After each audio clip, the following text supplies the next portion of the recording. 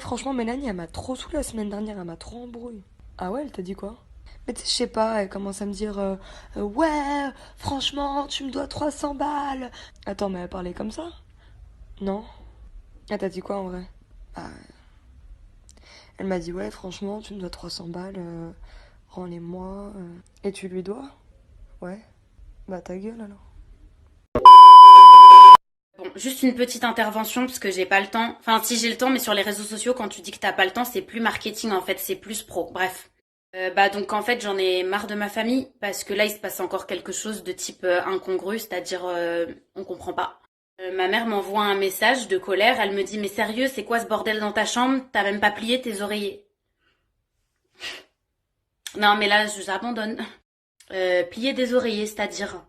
Donc pour être 100% transparente avec vous, ça fait 1 heure que j'essaie de plier ceci. C'est comme ça en 2019, on plie des oreillers? Bah allons-y.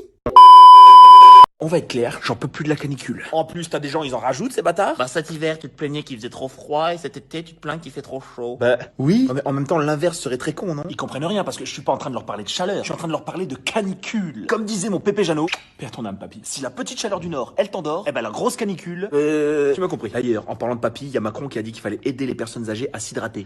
À mon avis, il doit passer ses journées chez lui à arroser Brigitte comme un tournesol. Tourne-toi la vieille.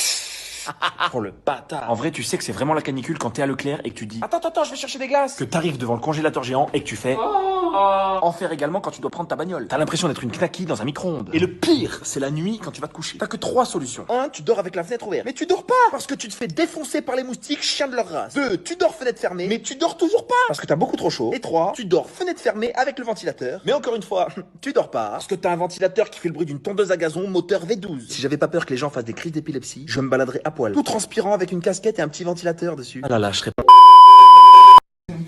Toi tu te bats mieux que moi, c'est très bien, moi j'ai des connaissances en chimie que t'as pas, ok?